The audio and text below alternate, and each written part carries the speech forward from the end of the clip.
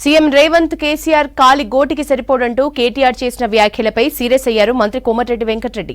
కాలి గోటికి సరిపోని వాడే మిమ్మల్ని ఫామ్ హౌస్ లో కూర్చోబెట్టారన్నారు. రేవంత్ రెడ్డి ప్రమాణ స్వీకారం చేసిన 3వ రోజే మూసీ ప్రక్షాళన గురించి మాట్లాడారు. కేసీఆర్ ఎప్పుడైనా మాట్లాడారా అని ప్రశ్నించారు. బీఆర్ఎస్ ఓడిపోయినా కూడా కేటీఆర్ కి బుద్ధి మారలేదని విమర్శించారు. దత్తత పేరుతో వాసులమర్రిని కేసీఆర్ ఆగం చేశారని మండిపడ్డారు.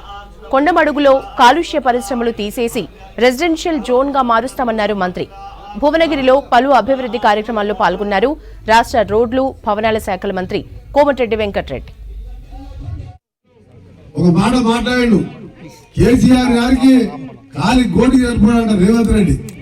కాలి గోటికి సరిపోయి రేవంత్ గారా నేను మట్టి పెట్టి పామల్లో బండబెట్టిన రేవంత్ రెడ్డి అది మర్చిపోయినా కేటీఆర్? నీ భాష ఏంది, నీ భాష ఏంది? ఒక ముఖ్యమంత్రిని పట్టుకొని కేసీఆర్ కాలి గోటిగా.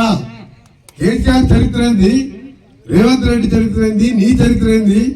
మేము 3 సార్లు ఎమ్మెల్యేగా వచ్చి ఉద్యోగంలో ఉంటే నువ్వు అమెరికాలో నౌకరు చేసుకుంటే చిన్నగా వాళ్ళ దగ్గర ఇళ్ళ దగ్గర బతుకుతున్నావు.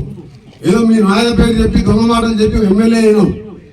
రేవంత్ రెడ్డి గారు జడ్పీటీసీగా ఇండిపెండెంట్ గెలిచిండు, ఎమ్మెల్సీకి ఇండిపెండెంట్ గెలిచిండు, ఒకసారి 2 సార్లు టీడీపీలో ఎమ్మెల్యే గెలిచిండు, కాంగ్రెస్ లో ఎంపీ అయ్యిండు.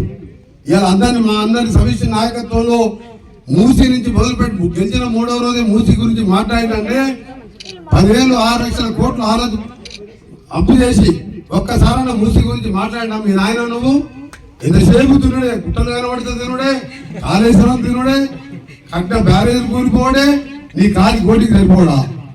నువ్వు రేవంత్ రెడ్డి చిటికల వేడికి కూడా సరిపోవు. నువ్వు రేవంత్ కేటీఆర్ జాగ్రత్త కూర్చొని మాట్లాడాలి. ముఖ్యమంత్రి పదవిలో ఉన్నప్పుడు ఆ పదవిని గౌరవించాలి.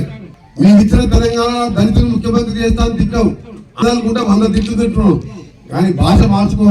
నీ అహంకారంతోనే నల్గొండ జిల్లాలో పొరపాటు గ్రహపాటు ఒక దరిద్రం సూర్యాపేట 3,000తో ఓడిపోయాను.